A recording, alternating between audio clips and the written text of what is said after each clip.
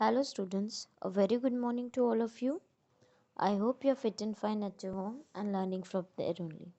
So, students, we are again back with another video from class 8th, chapter Reaching the Age of Adolescence. So, students, today we are going to learn the topic determination of sex of a baby. So means how to identify that particular person is a girl or a boy. Okay, so students, we all know that chromosomes are present inside the nucleus of every cell. ठीक है, हमारी body में जो nucleus होते हैं, chromosomes होते हैं, उसके अंदर न्यूक्लियस प्रेजेंट होता है. तो क्रोमोसोम क्या है? So chromosome is a thread like structure. Chromosome एक थ्रेड लाइक स्ट्रक्चर होता है जो इन्फॉर्मेशन कैरी करता है in the form of genes. ठीक है, जितने भी ह्यूमन बींग्स होते हैं उनके पास 23 पेयर्स ऑफ क्रोमोसोम्स होते हैं. ठीक है, मतलब 46 क्रोमोसोम्स, जिसमें से 44 क्रोमोसोम्स जो होते हैं वो होते हैं autosomes. Right. Now autosomes are identical in males and females. ये जो ऑटोसोम यानी ऑटोसोमल क्रोमोसोम्स जो होते हैं ये मेल्स और फीमेल्स दोनों में एक जैसे होते हैं. लेकिन जो दो क्रोमोसोम्स होते हैं, remaining two chromosomes are called as sex chromosomes. ठीक है, जो कि रिप्रेजेंट करते हैं एक्स एंड वाई से. ठीक है, अगर हम फीमेल्स में बात करते हैं, the females contain x x chromosome. दो आइडेंटिकल क्रोमोसोम्स होते हैं जिसको हम बोलते हैं एक्स एक्स क्रोमोसोम. और अगर हम मेल्स की बात करते हैं तो मेल्स में होते हैं एक एक्स और एक वाई क्रोमोसोम्स, मतलब X Y chromosomes. Students, each gamete contains one sex chromosome.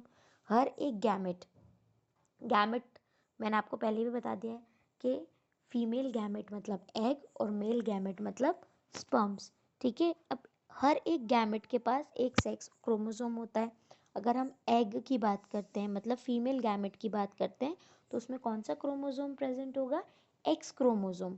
और अगर स्पर्म की बात करेंगे तो स्पर्म में कौन सा क्रोमोसोम प्रेजेंट होगा? The sperm has both chromosome X and Y. या तो एक्स क्रोमोसोम होगा या तो वाई क्रोमोसोम होगा.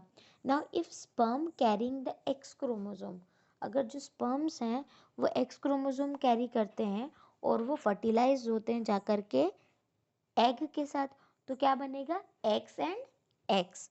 तो अगर मेल्स में से भी एक्स क्रोमोसोम आ रहा है, यहाँ डायग्राम में आप अच्छे से समझ पाएंगे. सपोज करो दोनों जगह से अगर एक्स एक्स क्रोमोसोम आया है तो क्या बनेगा? फीमेल बनेगा. और अगर एक तरफ से एक्स और एक तरफ से वाई क्रोमोसोम आएगा तो मेल बनेगा. इस तरह से हम आइडेंटिफाई कर पाएंगे whether the child is a girl और अ बॉय. ठीक है. Now students, so the sex of a baby totally depends on the father sperms. ठीक है, ये जो आइडेंटिफिकेशन होता है ये किस पे डिपेंड करता है? फादर्स के स्पर्म पे डिपेंड करता है, मदर के एग पे डिपेंड नहीं करता. The believe that the mother is responsible for the sex of a baby is not correct. Okay, so next topic is hormones other than sex hormones. अब हम ऐसे हॉर्मोन्स के बारे में पढ़ेंगे जो सेक्स हॉर्मोन से थोड़े से डिफरेंट है. ओके, तो first one is pituitary gland.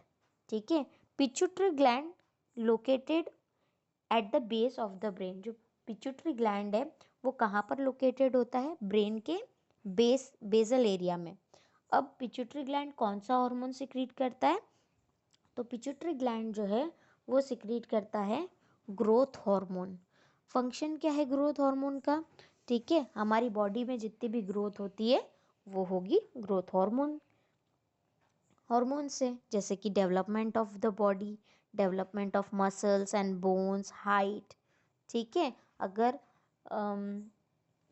अगर ग्रोथ हार्मोन का सिक्रीशन कम होता है तो हमको डॉफिज्म हो सकता है. डॉफिज्म में क्या होगा? ग्रोथ जो होगी वो रिटार्ड हो जाएगी, कम हो जाएगी, तो पर्सन शॉर्ट रह सकता है. फिर जाइंटिज्म हो सकता है अगर ओवर एक्सप्रेशन हो जाएगा. अगर ग्रोथ हार्मोन हमारी बॉडी में बढ़ जाएगा तो उस कंडीशन को हम बोलेंगे जाइंटिज्म, जहाँ पर ओवर ग्रोथ हो जाएगी बॉडी की. ठीक है, नेक्स्ट हार्मोन है थायराइड हार्मोन, ओके, यानी थायराइड ग्लैंड। थायराइड ग्लैंड कहाँ पे लोकेटेड होता है? It is located in the neck region below लैरिंग्स। लैरिंग्स के जो नीचे नेक वाला रीजन होता है वहाँ पर होता है थायराइड ग्लैंड, जो कौन सा हार्मोन सिक्रीट करता है? It secretes thyroxine. Thyroxine hormone secrete करता है। अब थायरॉक्सिन हार्मोन का फंक्शन क्या है? It stimulates the rate of cellular oxidation of carbohydrates, proteins and fats. तो किसका ऑक्सीडेशन करता है? कार्बोहाइड्रेट्स का, प्रोटीन्स का और फैट का। अगर iodine, see iodine is necessary for the formation of thyroxine hormone. Iodine ज़रूरी होता है थायरॉक्सिन हार्मोन के लिए, ठीक है। अगर आयोडीन की डेफिशिएंसी हो जाती है बॉडी में, ठीक है, अगर आयोडीन कम है हमारी बॉडी में तो थायरॉक्सिन जो है वो कम अमाउंट में प्रोड्यूस होने लगेगा and it will causes a disease known as goitre. एक डिजीज होगी गोइटर, जहाँ पे आपको यहाँ आप इजीली देख पा रहे हो ये स्ट्रक्चर में, यहाँ पर ये स्वेलिंग आ जाएगी नेक वाले रीजन में, तो इस कंडीशन को हम बोलते हैं गोइटर, ठीक है। नेक्स्ट जो हार्मोन है वो है सॉरी ग्लैंड है वो है adrenaline gland. Adrenaline gland present होता है किडनीज के टॉपर रीजन में, जो कि दो हार्मोन सिक्रीट करता है, एड्रीनालिन और एल्डोस्टेरॉन। एड्रीनालिन क्या करता है? हमारे इमोशंस को, जैसे हमारा फियर हुआ, हमारा एंगर हुआ, ठीक है, इन सब को कंट्रोल करता है और हमारा ब्लड प्रेशर और हार्ट बीट को रेगुलेट करता है। एल्डोस्टेरॉन क्या करता है? इट रेगुलेट्स मिनरल, हमारी बॉडी में जितना भी मिनरल बैलेंस होता है उसको मेंटेन करता है। हाइपोसिक्रीशन, अगर एल्डोस्टेरॉन का हाइपोसिक्रीशन होता है, बहुत ज़्यादा अमाउंट में बढ़ जाता है एल्डोस्टेरॉन, तो उससे एडिसन्स डिजीज भी हो सकती है। नेक्स्ट जो ग्लैंड है हमारा वो है पैनक्रियास। पैनक्रियास स्टमक से नीचे below the stomach it is located, और वो दो हार्मोन सिक्रीट करता है, इंसुलिन एंड ग्लूकागॉन। इंसुलिन क्या करती है? हमारी ब्लड शुगर लेवल को मेंटेन करती है, ठीक है। डायबिटीज़, डायबिटीज़ कब होती है? जब पेनक्रियास जो है वो इंसुलिन को प्रोड्यूस करना बंद कर दे या फिर लेस अमाउंट में प्रोड्यूस करे, जिसकी वजह से हमारा शुगर लेवल जो होता है वो बढ़ जाता है बहुत ज़्यादा, उसकी वजह से हमें डायबिटीज़ हो जाती है, ठीक है। और डायबिटीज़ जब होती है तो उसका बहुत हार्मफुल इफेक्ट होता है स्पेशली हमारी किडनीज़ पर। ग्लूकागॉन की मैं अगर बात करूँ तो ग्लूकागॉन क्या करता है? ग्लूकागॉन कन्वर्ट करता है ग्लाइकोजन को ग्लूकोज में, ठीक है, जो कि हमारा ब्लड शुगर लेवल बढ़ाता है। नाउ एड्रीनालिन मैं आपको पहले ही बता चुकी हूँ, ग्रोथ हार्मोन भी मैंने आपको बता दिया है, ठीक है। Now role of hormones in completing the life cycle of insects and frogs. अभी तक हम ह्यूमंस की बात कर रहे थे, अब अगर मैं आपको हॉर्मोन्स का रोल बताती हूँ in the life cycle of insects and frogs. So students we have learn in class 7th, हमने क्लास 7th में पढ़ा है life cycle of silk moth, जहाँ पे लार्वा और कैटरपिलर जैसी स्टेजेस बनती हैं। तो उन स्टेजेस को हम क्या बोलते हैं? मेटामॉर्फोसिस। मेटामॉर्फोसिस क्या है? जहाँ पे डायरेक्ट ट्रांसफॉर्मेशन नहीं होता, मतलब जैसे अगर एग से ह्यूमन सॉरी एग से अगर कोई अडल्ट बन जाए तो वो मेटामॉर्फोसिस नहीं होता। अलग अलग डेवलपमेंटल स्टेजेस अगर आती हैं किसी भी ऑर्गेनिज्म की लाइफ में तो उसको हम बोलते हैं मेटामॉर्फोसिस। जैसे कि हम कैटरपिलर में देखते हैं, कैटरपिलर में पहले एग्स होते हैं, फिर लार्वा स्टेज आती है, देन प्यूपा स्टेज आती है, देन अडल्ट आता है, ओके। सिमिलरली द टेडपोल, जो टेडपोल्स होते हैं, passes through certain stages to become a adult frog. ऐसे ही अडल्ट फ्रॉग बनने के लिए पहले टेडपोल जो होता है उसको बहुत सारी स्टेजेस से गुजरना पड़ता है। जैसे एग्जाम्पल है यहाँ पर लिखा हुआ है, the adult frog lay eggs. सबसे पहले जो फ्रॉग होता है अडल्ट फ्रॉग वो एग्स ले कर देता है, ठीक है, वो एग्स ग्रो होते हैं टेडपोल में, फिर टेडपोल डिवाइड होता है, डिवाइड होते जाता है and it will further form the adult frog, ठीक है। तो ऐसी लार्वल स्टेज अडल्ट की, ठीक है, जहाँ पे बहुत सारे ड्रास्टिक चेंजेस आते हैं उसको हम बोलते हैं मेटामॉर्फोसिस, ठीक है। तो मेटामॉर्फोसिस जो होता है फ्रॉग्स में वो कंट्रोल होता है थायरॉक्सिन हॉर्मोन्स से, ओके। नाउ थायरॉक्सिन हॉर्मोन्स मैंने आपको बता दिया कहाँ से सिक्रीट होगा, थायराइड ग्लैंड से सिक्रीट होगा। Now presence of iodine in water is required for the production of thyroxine in the frogs body. अब आयोडीन की प्रेजेंस होना बहुत ज़रूरी है वाटर में, ताकि फ्रॉग की बॉडी में थायरॉक्सिन प्रोड्यूस हो सके। If water in which tadpoles are growing, ऐसा वाटर जिसमें टेडपोल्स ग्रो हो रहे हैं उसमें अगर sufficient amount of iodine present नहीं होगा तो टेडपोल्स जो हैं वो अडल्ट फ्रॉग में डेवलप नहीं हो पाएंगे। Okay, now students, the next topic which we are going to discuss in today's lecture is reproductive health. Reproductive health क्या होती है? Health of an individual is defined as is अगर कोई person की फिजिकल, सोशल और mental health अच्छी है तो उसको हम बोलेंगे उसकी रिप्रोडक्टिव हेल्थ। ठीक है, an adult should follow healthy lifestyle. कोई भी अडल्ट है, कोई भी पर्सन है, उसको एक हेल्दी लाइफस्टाइल मेंटेन करने के लिए proper nutrition, personal hygiene, physical exercise और गुड हैबिट्स को मेंटेन करना बहुत ज़रूरी होता है, तभी वो हेल्दी और फिट रह सकता है। ठीक है, तो हम लोग इन सब पॉइंट्स को डिटेल में पढ़ेंगे कि कैसे हम न्यूट्रिशनल नीड्स बनाएं, कौन सी पर्सनल हाइजीन रखें, कैसे फिजिकल एक्सरसाइज करें। ठीक है, first thing is nutritional need of an adult. अब अडल्ट जो होता है, जो अडल्ट पर्सन होता है, उनको एक प्रॉपर बैलेंस डाइट की नीड होती है। ठीक है, अब हमें पता है डाइट, ऐसी डाइट जिसमें proper amount of carbohydrates, fats, proteins, minerals, vitamins, ठीक है, सफिशिएंट अमाउंट में रहते हैं ताकि किसी की भी नॉर्मल ग्रोथ हो सके, डेवलपमेंट हो सके बॉडी की, उसको हम बोलते हैं बैलेंस डाइट। तो बैलेंस डाइट कैसे हेल्प करेगी हमारी? बैलेंस डाइट हमारी बोन्स, मसल्स यानी other parts of the body को प्रॉपर नरिशमेंट देगी ताकि अच्छे से ग्रोथ हो पाए। ठीक है, अब डाइट ऑफ अडल्ट में क्या इंक्लूड होना चाहिए, क्या ऐसी क्या डाइट लें? Sugar should be included, cereals, butter, ghee, oil, ये सब चीज़ें एनर्जी के लिए ज़रूरी है। Then milk, meat, nuts, pulses, these are the things which provide protein for the growth. ये सब चीज़ें प्रोटीन प्रोवाइड करती है ताकि ग्रोथ हो सके। फिर फ्रूट्स एंड वेजिटेबल्स की ज़रूरत होती है ताकि उसको प्रोटेक्शन मिल सके अगेंस्ट डिजीजेस। द इंडियन मील, हमारी जो इंडियन मील है वो क्या, उसमें क्या क्या इंक्लूडेड होता है? चपाती, राइस, दाल, वेजिटेबल्स, ये एक बैलेंस्ड मील है। Okay, now iron rich food, ऐसे फूड जिसमें आयरन का अमाउंट ज़्यादा होता है जैसे लीफी वेजिटेबल्स, जैगरी, आंवला। ठीक है, ये सब चीज़ें अच्छी हैं, they are good for adult because iron helps to build blood. Now we should never replace regular meals. हमें एक चीज़ हमेशा याद रखनी है, that we do not need to have chips, packed, can food, burger, noodles. ठीक है, ये सारी चीज़ें हम अगर अपनी रेगुलर मील के साथ रिप्लेस कर देते हैं, ठीक है, तो वो हमारी बॉडी पे एक हार्मफुल अफेक्ट डालती। क्यों हार्मफुल अफेक्ट डालेगी? बिकॉज हम तो सोचते हैं कि हाँ टेस्ट में बहुत अच्छा है तो हम उसे खा लेते हैं, बट उसमें हमारे पास advocate amount of nutritional value होती ही नहीं है, मतलब आपको न्यूट्रिशन तो मिल ही नहीं रहा है। तो फिर हम सिर्फ उसको टेस्ट के लिए भले यूटिलाइज कर रहे हैं, खा रहे हैं, बट हमारी बॉडी पर उसका कोई भी असर नहीं है। Next point is personal hygiene. Personal hygiene मतलब पर्सनल केयर। ठीक है, मेंटेनिंग पर्सनल हाइजीन बहुत ज़रूरी होती है ताकि हम इन्फेक्शन से या डिजीज़ के होने से बचे रहें।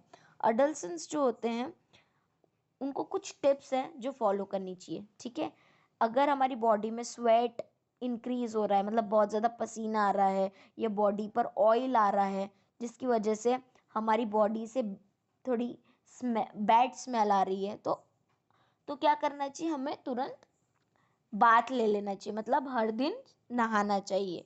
दूसरी thing, they should always wash hands. हमें हमेशा हमारे हैंड वॉश करने चाहिए मील लेने से पहले और लेने के बाद। थर्ड थिंग, हमें हमारे क्लोथ्स जो होते हैं उसको डेली चेंज करना चाहिए। Fourth thing, girl should take special care of cleanliness during the time of menstruation period. जब मेंस्ट्रुएशन पीरियड होते हैं गर्ल्स में, तब उनको प्रॉपर क्लीनिनेस का ध्यान रखना चाहिए, ठीक है, ट्रैक रखना चाहिए उनकी मेंस्ट्रुअल साइकिल का, ताकि उनको पता रहे कि कब उनके मेंस्ट्रुअल पीरियड्स आने वाले हैं। Third thing is physical exercise. हमको फिजिकल एक्सरसाइज करनी चाहिए, बिकॉज फिजिकल एक्सरसाइज हमारी बॉडी और हमारे माइंड को हेल्दी रखती है। और ऑल अडल्ट्स, हम सारे जितने भी अडल्ट्स हैं उनको लॉन्ग वॉक लेनी चाहिए, वॉकिंग करनी चाहिए, रनिंग करनी चाहिए, साइकिलिंग करनी चाहिए, योगा करना चाहिए, देन ताकि उनकी बॉडी फिट रह सके, ठीक है, हेल्दी रह। Okay, now they must play outdoor games. जितना हो सके उतना ज़्यादा आउटडोर गेम्स हम उनको खेलने चाहिए, ताकि उनकी बोन्स और मसल्स जो है वो स्ट्रांग बनी रहे। Okay students, last thing is say no to drugs.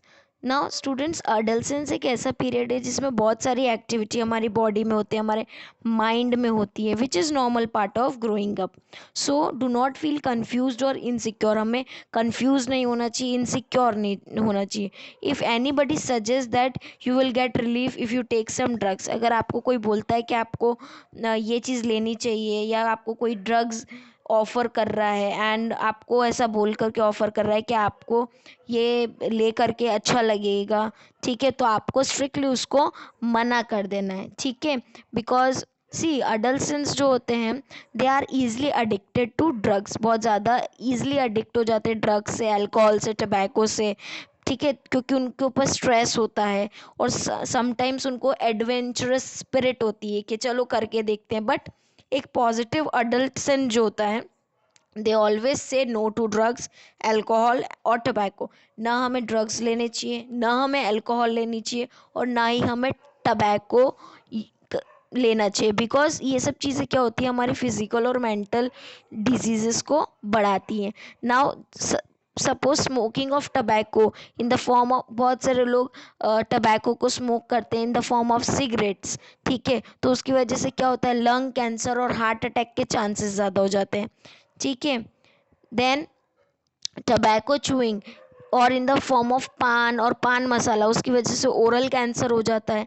बहुत ज़्यादा लोग अल्कोहल का कंजम्पशन करते हैं बहुत ज़्यादा, तो क्या होता है उससे, वो हमारे नर्वस सिस्टम को डैमेज करती है, ठीक है, इट ऑल्सो डैमेज हमारे स्टमक को डैमेज करती है, लीवर को डैमेज करती है, किडनी को डैमेज करती है, ठीक है। अगर हम हार्मफुल ड्रग्स ले रहे होते हैं, तो जैसे कोकेन है, हीरोइन है, ओपियम है, ये भी हमारे नर्वस सिस्टम को डैमेज करती है और हमारे बाकी के ऑर्गन्स को भी डैमेज करती है। The last topic of this chapter is AIDS.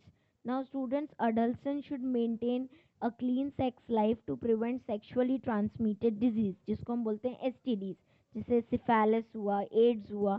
Ads का फुल फॉर्म है acquired immunodeficiency syndrome. AIDS जो होता है वो HIV वायरस की वजह से होता है। HIV वायरस है ह्यूमन इम्यूनो डेफिशिएंसी वायरस। अब एड्स क्या करता है, एड्स जो होता है वो हमारा इम्यून सिस्टम को वीक कर देता है, हमारी इम्यूनिटी को वीक कर देता है, जिसकी वजह से हमारी बॉडी जो होती है वो प्रोन हो जाती है, ताकि उसको दूसरे इन्फेक्शंस लग जाएं, दूसरी डिजीजेस लग जाए। नाउ स्टूडेंट्स, एड्स जो होता है वो कैसे स्प्रेड होता है वो मैं आपको बताऊंगी। First thing is through transmission of blood from the person infected with HIV to a normal person. अगर किसी पर्सन को HIV एड्स पहले से ही है, अगर हम उसका ब्लड ले लेते हैं तो उसकी वजह से भी HIV स्प्रेड होता है। दूसरी चीज़, अगर कोई पर्सन है HIV का पर्सन है, उसको अगर हमने कोई निडल लगाई है, ठीक है, उसकी इन्फेक्टेड निडल अगर हमारी बॉडी को टच करती है या हमारी बॉडी में इंजेक्ट हो जाती है, दैन एड्स फैलने के चांसेस ज़्यादा हो जाते हैं। दैन एक ऐसे मदर से, HIV पॉजिटिव मदर से उसके बेबी में भी एड्स का ट्रांसमिशन हो सकता है। Last, through sexual contact the HIV person, it can be spreaded. So student, this is all about this chapter. I hope you have well understood by this video, and if any doubt is there, you can write in the comment section. But Keep learning, keep watching the video, and keep liking it. Thank you so much.